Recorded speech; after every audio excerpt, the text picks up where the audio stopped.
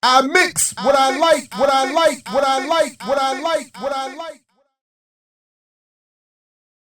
For many years, I couldn't get an election in any church.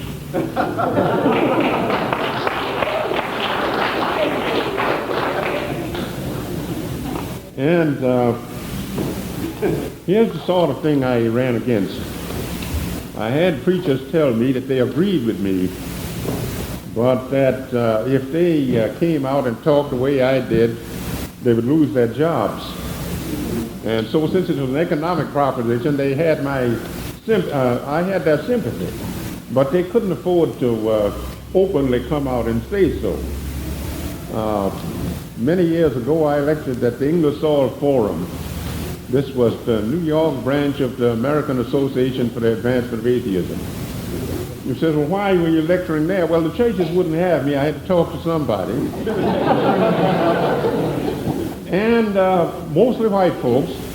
And there'd be a few colored folks that would come in late and sit in the back of the hall. After the lecture was over, they'd come up and shake hands with me. Brother Jackson, we agree with you. But we'll have to go around and tell people that we don't. Because if we say the things you were saying, we would lose our jobs. And that's been one of the propositions. Other people control our jobs, so we have to go along with them whether we want to or not. Now, generally when I talk on this subject, I try to give the evolutionary background. This is mostly guesswork because nobody was around here to see these things that I'm going to tell you about. According to the evolutionists, the world originated about 10 billion years ago. A few million years plus or minus doesn't make any difference. And then after about 2 billion years ago, the world was fitted for life. So you had the origin of life. The various forms of life evolved, and the first vertebrates, of which we are representatives, were the fish, and they flourished 400 million years ago. Some of these fish evolved into amphibians. Those are animals who can live on both land and sea, 300 million years ago. Then the reptiles, which branched off from the amphibians about 270 million years ago. And from the reptiles were evolved birds and mammals about 150 million years ago. Among the mammals were the apes, who showed up in Africa 40 million years ago. And also in Africa, about 25 million years ago, the human race branched off from the apes. And the first true men appeared in Africa somewhere between 2.5 to 5 million years ago. Then the first civilization came in Africa, at least 20,000 years ago, maybe 50,000. I think 50,000 is closer to it. The earliest civilization in Africa was that of the Pygmies, who now live down in the Congo Basin, in the rainforest. And then came the Ethiopians, the Egyptians, the Sumerians in Western Asia, Minoans in the island of Crete, the Dravidians in India, the Olmecs in ancient America, the Atlanteans in West Africa, the Mayans, the Aztecs, the Incans in Central and South America, and the mound builders in the Ohio and Mississippi valleys. Now, one of the things that caused me to be barred by the churches was that some of these people have adopted Archbishop Usher's chronology, that the world was created in the year 4004 BC. I think it was September the 22nd.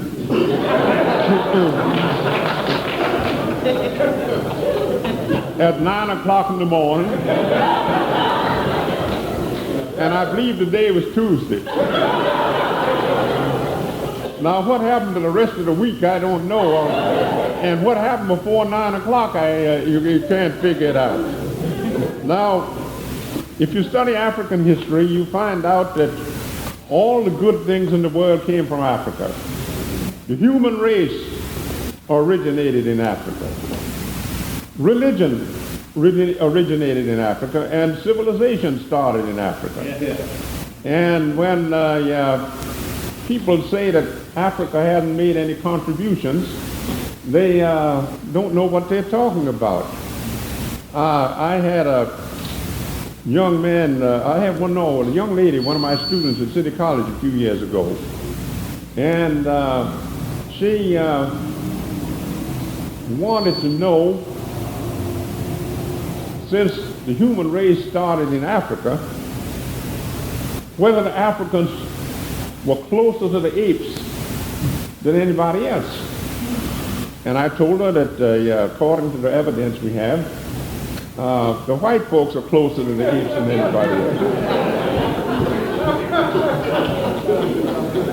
And I told the young lady, I said, you don't have to go to the library and do any research. Go to the zoo.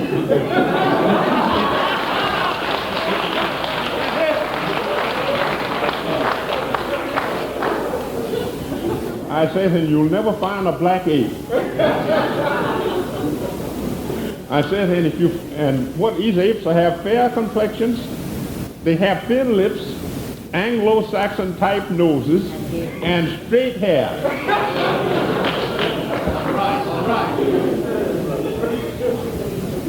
And so I told him that the white brother, he has his propaganda, but all you've got to do is to visit the monkey house at the zoo, and you'll find out that he can't sustain his arguments.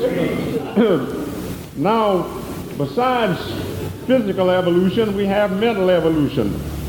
And there was a great anthropologist who lived from 1854 until 1941, born in Scotland. Sir James George Fraser wrote a set of 13 volumes called The Golden Bough, a study in magic and religion. And Fraser says that the first members of the human race didn't have any religion at all. They believed in magic. And then some of these people found out that magic didn't always work, and so they moved on to religion. And then they found out religion didn't always work, so they moved on to science. Fraser stopped there. I think he should have continued. Okay, thanks. I think he should have continued. Because science doesn't always work either.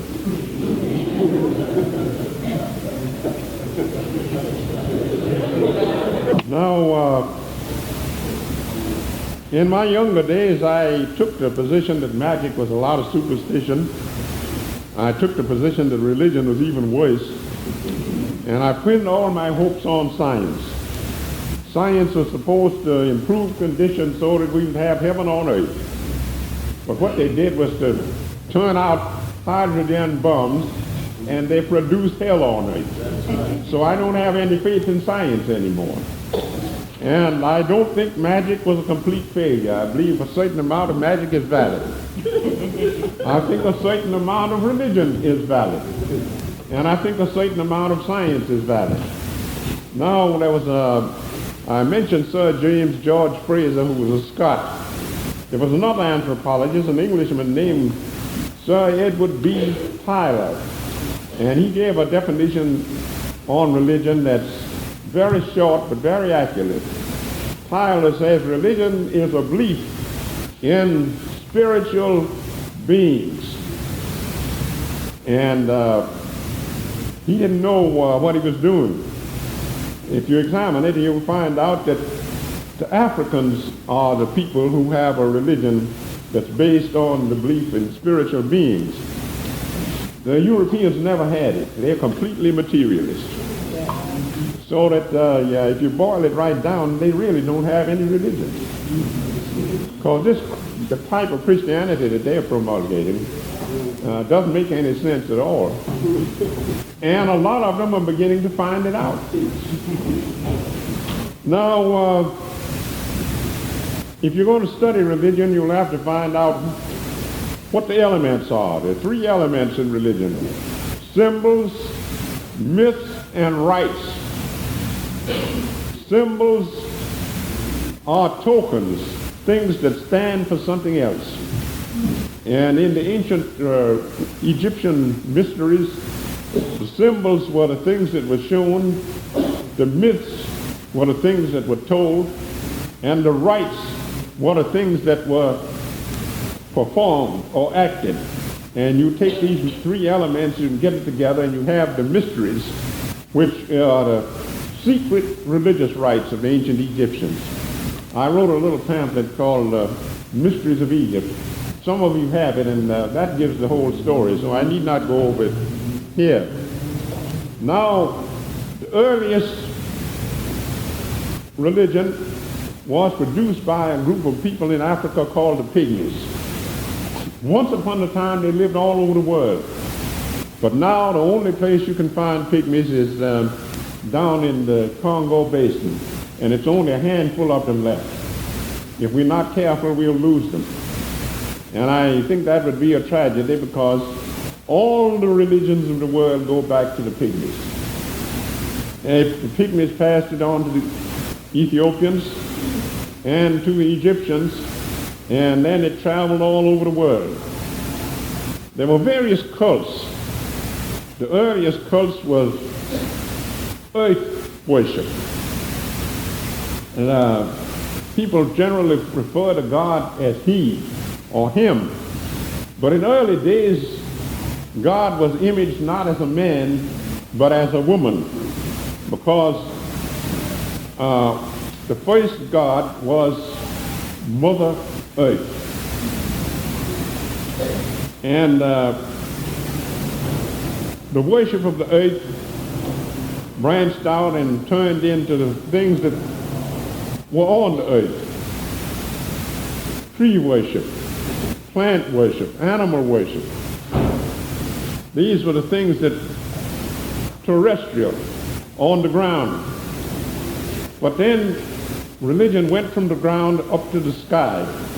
Then you had sky worship, star worship, moon worship, sun worship, and these all mixed together and produced the zodiac.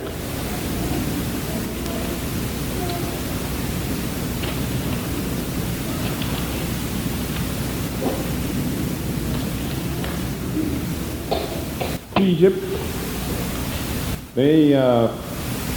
this celestial worship, the worship of the sky gods, was raised to a very high pitch of perfection. And it went something like this.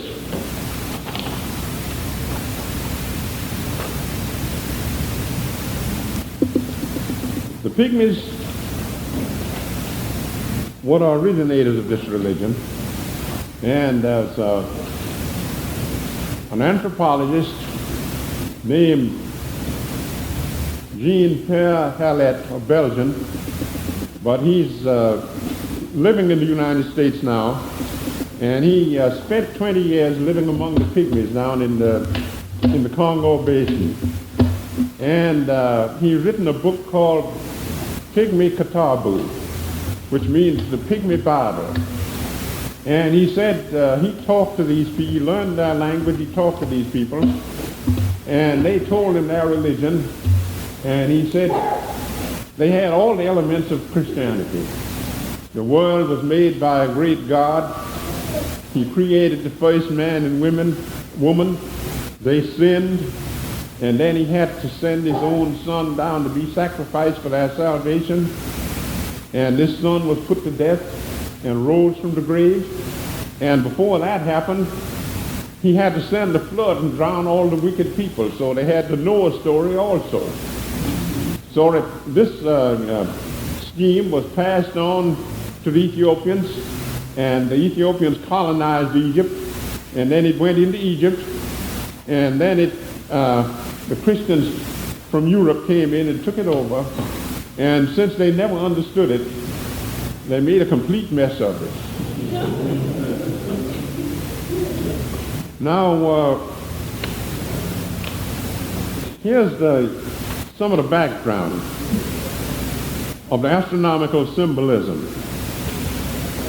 It's based on the zodiac. And the zodiac has 12 signs and constellations. Originally, it had only 4. The 4 compass gods, according to the ancient Egyptians, the 4 sons of Horus, who stood at the 4 corners of the sky so that it wouldn't fall down. And then they took the gods of the South Pole, which were 8 in number, and the gods of the North Pole, which were 4 in number, or 8 in number also, and they took the 8 polar gods and the 4 compass gods and got the 12 gods of the zodiac. And you'll find out, you trace this back to Egypt, and then it goes all over the world. The compass gods, the 4 sons of Horus, who was the black Christ of ancient Egypt, was Ancestor, whose symbol was a man, and his direction was north, and his season was winter. There was Mutef, a jackal, direction east, season spring. Gebsenu, a hawk, direction west, season autumn. Happy, an ape, direction south, summer. The Greeks came along and adopted this, and among the Greeks it became Aquarius, the waterman, Taurus, the bull, Scorpio, the scorpion, Leo, the lion. In France, a place called Chartres, there's a cathedral, and there's a sculpture over the door of the cathedral representing the Christian evangelists, Matthew, Luke, John, and Mark. And the image of Matthew is a man. The image of Luke is an ox. The image of John is an eagle. And the image of Mark is a lion. In ancient Egypt, it was a man and 3 animals. Among the Christians, it was a man and 3 animals. So you know where it came from. Because the first great fathers of the Christian church were Africans. St. Augustine, Cyprian, and Tertullian. Now,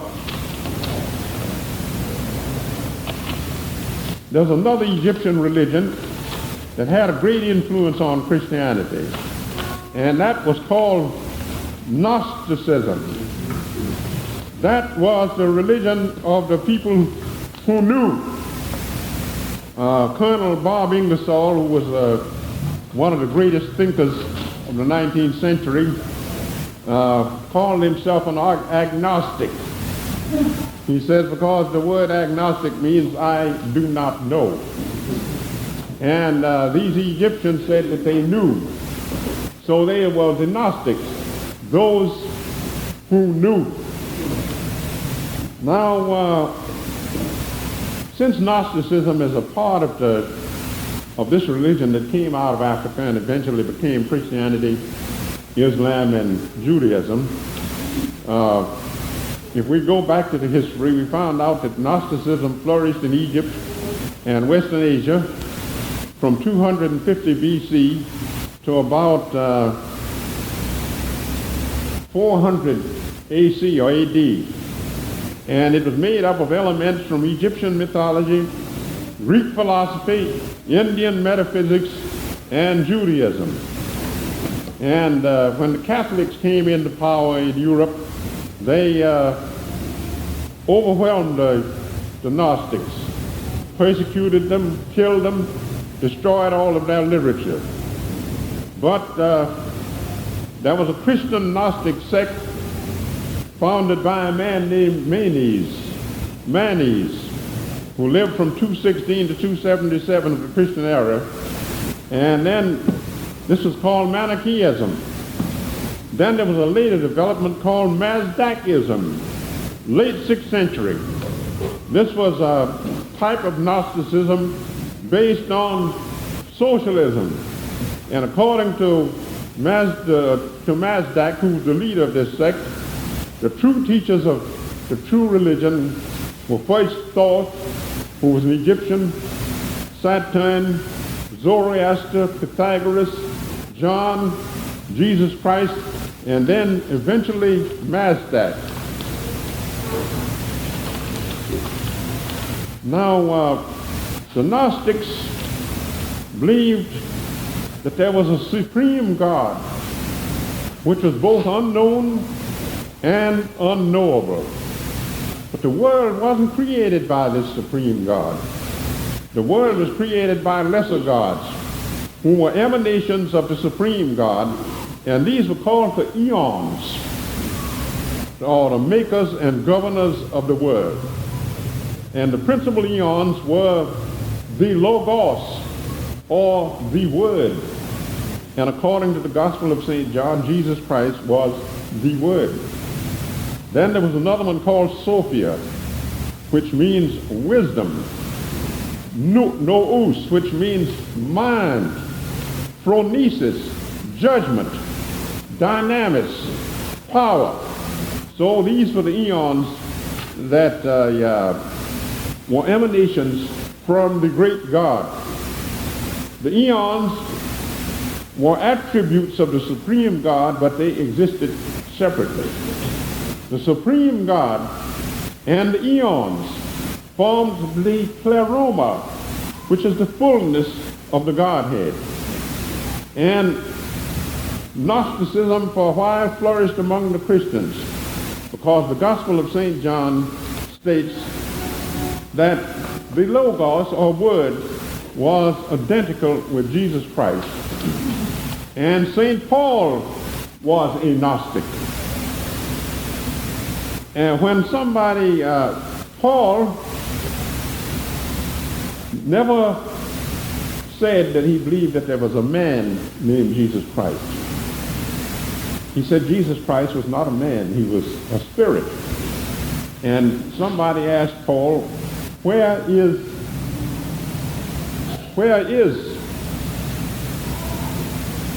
Christ? And Paul said, Christ liveth in me.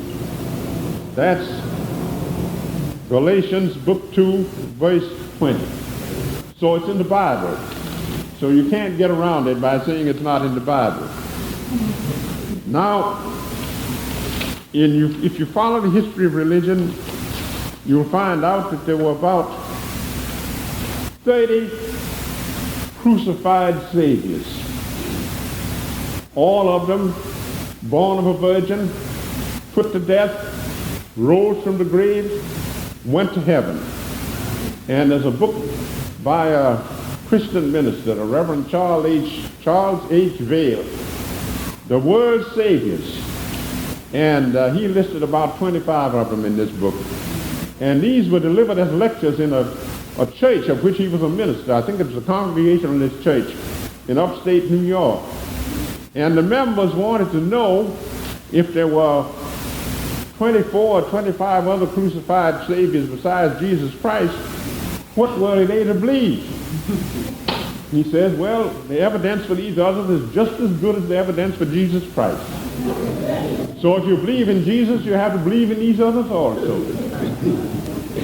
Now, most of us get misled by the type of Orthodox Christianity that we've been taught. And Christianity is a supernatural religion. That is, the European type of it is. Supernaturalism, which means theism. Supernaturalism is theism, which means belief in a personal God. Belief in a God that's made in the image of man. What the scientists call an anthropomorphic God. Then you have another system of religion called naturalism, and it's an atheistic type of religion. So my contention is that when a man says he's an atheist, it doesn't mean that he doesn't have a religion. It just means that he doesn't believe in a personal God. And there's a lot of people like that in the world. I've met a lot of atheists, and practically all of them were religious people. They either believed in spiritualism or in theosophy. And all of this goes back to Africa. Now, there's a bunch of Christian theologians in this country. The leader of the group was the Reverend Professor Thomas J. Altizer, Professor of Bible and Religion at Emory University in Atlanta, Georgia. And he wrote a book called The Gospel of Christian Atheism. He says he's a Christian atheist. He says, I'm an atheist because I believe God is dead. I'm a Christian because I believe Christ lives. And if you examine it, you'll find out this religion was being taught in Africa 1 million years ago among the Pygmies. Now, my contention is that the African or natural type of religion is a better type of religion than the supernaturalism that the white Christians have originated. Because according to natural religion, you don't believe that God is a big white man sitting up on a golden throne up in the sky somewhere, up in a place called heaven. When you ask, if you have asked a European, do you believe in God? And he says, yes, he does. And you say, do you believe in a personal God? Certainly. If you ask the African that question, he comes out with a different answer. And in my researches, here's what I found out. That African idea of God is this. Christians say that everything around us is nature, and it couldn't have created itself, so there must have been a supernatural God that created it. Africa says that there is no such thing as the supernatural, that nature is all, and therefore that God is just another word for nature or the universe. Well, you say to yourself, what is the universe?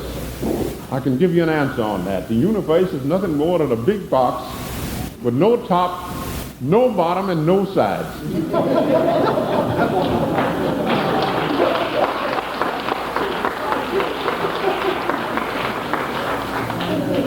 Now, you'll find out that in various parts of Africa, the people worship sun gods and moon gods and star gods and animal gods and plant gods and all that sort of thing. And you say to yourself, how could they do this? Well, they took the position that God is the all in all, the sum total of everything. And he's the great God. And these little gods, the sun, the moon, the stars, and the worlds, you put them all together and you get the great God. Just like you take a bunch of colleges and put them together and you get a university. And then, so according to the old African type of religion, God is the physical universe and Christ is the spiritual universe. And you take matter and spirit and put it together and you've got everything. And this religion taught by Professor Altizer and Professor Van Buren of Temple University in Philadelphia, and Reverend Dr. Van Buren is an Episcopal minister. And somebody asked him, says, Dr. Van Buren, I understand you believe in the death of God theology. He says, I don't think I belong to that school. I don't believe that God ever existed. So they said, well, you are a minister of an Episcopal church. You preach from the pulpit every Sunday. He says, God is dead, but Christ lives. You see, these people don't understand this because it's an African idea. And Europeans have never been able to absorb it. Now, what he means is that the old idea that God is made in the image of man can't be accepted anymore. So that God is dead. But that the immaterial element in us, whether you call it spirit or mind or soul, that is the Christ. So that you take the physical universe and the mental universe and put them together. The mind operates on matter and produces life and so on things, and you've got the whole story. And an advantage of an African type of religion is that it holds out some future to you. I remember having a debate with a Seventh-day Adventist minister several years ago, and he got up and told the audience that we don't have souls. He says, Brother Jackson, when you die, you're going to be just as dead as any dog or any horse or any other kind of animal. He says, and you don't have a soul. He says the only way you can get it is for God to give it to you. Now here's a man that had a religion without any soul. Now this couldn't happen in Africa. These Africans believe in, they have a spiritual type of religion. In the last century, there was a war between the Zulus and the British, and they fought each other for, I think about 100 years. And the Zulus won practically all the battles, but the British won the last one. So they lost. So they captured this Zulu king. I know I'm not pronouncing his, I'm giving a phonetic pronunciation of his name. It's the way it's spelled is Satawayo. That's probably wrong. They put him in jail for 3 years. And the people in England admired this Zulu king for fighting the British so courageously. They made the government take him out of jail and bring him to England, and he was a guest of honor. And this Zulu king came to London, and the Archbishop of Canterbury and the dignitaries of the Church of England tried to convert him to Orthodox Christianity. King, do you believe in the Christian God? He says, certainly not. He says, why don't you believe in our God? He says, I don't believe anything I can't see, and I've never seen your God. He says, what do you believe in? He says, I believe in the spirits of my ancestors. I see them and I talk to them. He says, I've never seen your God, and I've never had an opportunity to talk to you. And an English anthropologist, Dr. Albert Churchward, wrote a book called The Origin and Evolution of Religion. He says this Zulu king was right, and the Archbishop of Canterbury and the other people in the Church of England were wrong. He says the Africans knew what the true religion was. He says these white folks never understood it. And he's absolutely right. Now, one thing I like about the religion of the ancient Egyptians is that they believed in reincarnation. They believed that we are living now, we have lived before, and after we die, we're coming back. And the purpose of life is to improve yourself. If you live a better life now than you did the last time you were here, the next time you come back, you will be even better off. Yeah. He said, and finally you're able to attain heaven or paradise. But nobody is going to save you. You've got to do that job yourself. In other words, you've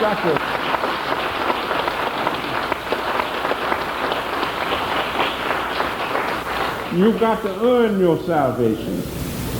As Gerald Massey used to say, an Egyptian had a religion of work, not a religion of faith. He had to work to improve his condition in the next world. And he said he couldn't be jerked to Jesus like a lot of ignorant Christians, where a man lives an evil life all through his life, and then on his deathbed he repents and he goes straight to heaven. And then a man lives a very exemplary life and he doesn't have time to repent, so he goes to hell. Well, I got out of being scared by this hell idea. When I was young, an old minister of the Methodist church that I attended down in South Carolina told me that if I believed in evolution, that I would go to hell. He advised me not to read anything on evolution, which I promptly did. Got converted. Then a new minister came in, a young minister, and I told him the story. He says, Jackson, he said, I don't think you're in any danger. He says, I also believe in evolution. He says, let's assume that you do go to hell. According to the Christian doctrine, you are supposed to be there for all eternity. He says, after putting in 1,000,000 years, you wouldn't notice the heat anymore.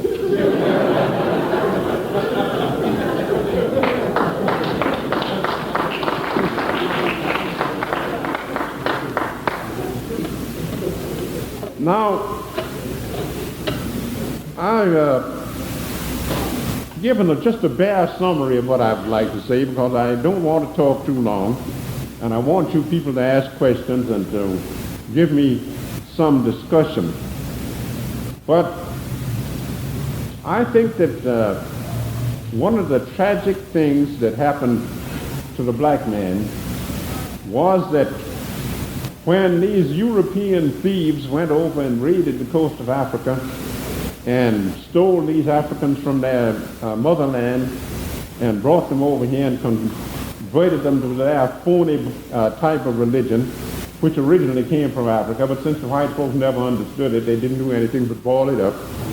Now, it is a great tragedy because the most intellectual white Christian ministers today are going back to the old African traditional religion, which is the original religion of the world, and all the others came out of it.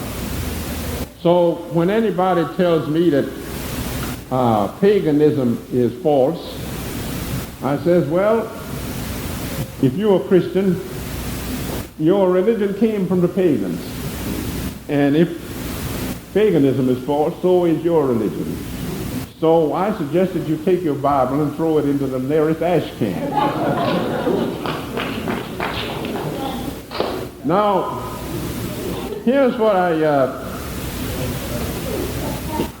think that I've written a book which should be coming out soon called Christianity Before Christ, based on a statement made by St. Augustine, one of the fathers of the African church.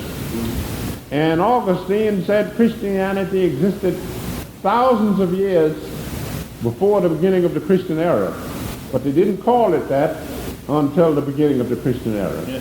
And I did some research and found out that St. Augustine was absolutely right, because the old African traditional religion is the Christianity before Christ.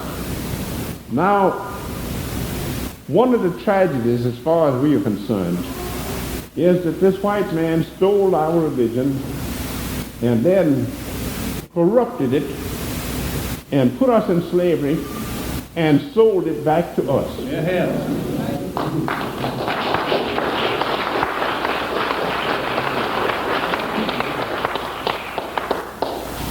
Now, when I was teaching at City College, I had a class in comparative religion, and the young lady got angry because I had told her that I thought Karl Marx was of no consequence, that his theory was false, and it was a great tragedy of the world that people accepted it. And I said Marx was going to organize the masses in order to overthrow the capitalist system. I said nobody has been able to organize the masses because Marx figured that they were intelligent All you needed to do was educate them, and then you can organize them. But I said the fact is that the masses are a very stupid bunch of people, and that's the reason you can't organize them. So this young lady gets up and says, Professor Jackson, are you trying to tell me that the masses are stupid? I says, I certainly am. She says, I want to tell you one thing. I'm going to organize the black and white masses and get rid of the capitalists. I said, why? We don't need them. I said, young lady, did it ever occur to you that maybe the capitalists don't need us? I says, remember, just a short time ago, the masses, I said, and not only the black masses, but the white masses also, were in a state of slavery, chattel slavery. So they pinned this label on the black folks, but there were a lot of white folks also in slavery. I says, and then when the agricultural revolution ended and the industrial revolution started, the capitalists found out that chattel slavery didn't produce any profit. And in order for the capitalists to keep anything, it has to pay a profit. So they got rid of chattel slavery. And they took these so-called slaves and chattel slaves and told them, now you are ex-slaves, you are free. That's when they put over on us. We're still not free. They switched us over from from chattel slavery to wage slavery. And now that machines are doing all the work, they don't need us as wage slaves. So we are welfare slaves now. And I told the young lady that since the capitalists don't need our labor anymore, the next thing that they might do is commit genocide. In other words, they don't need the work of our hands anymore. The machines are doing all the work. And they probably said, well, we don't need these people anymore. So they put us behind barbed wire, set up gas ovens, and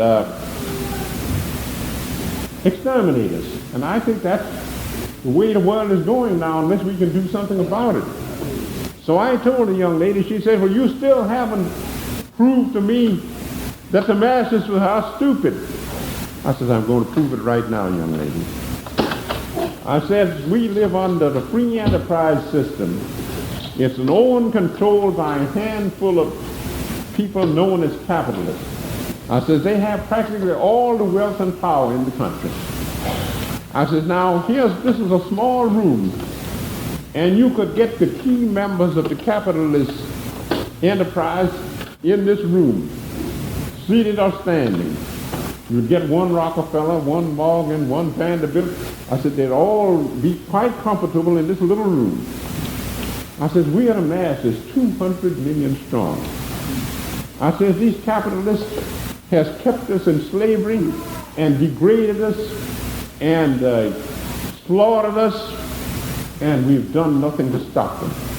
I said, since we are in the majority, and this handful of people have controlled us both body and soul, then we must be a bunch of stupid people.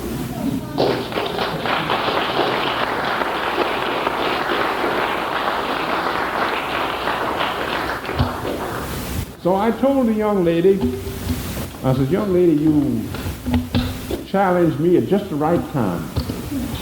This was up at City College about 5 years ago, and a riot was going on. They were putting up some buildings there, and one union had the job, and another union was trying to take it away from them. And so there they were out on the campus, hitting each other with bricks, bottles, lead pipes, anything that they could hit and throw with. And they called out the fire department, the police department, and everything. And this riot raged for several hours. And so I told the young lady, I said, there's a riot going on out there.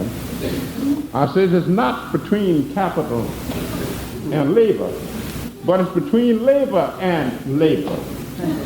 I said, now since you're going to organize the masses in order to get rid of capitalism, I want you to go out there and get in between these two bunches of laborers who are trying to kill each other.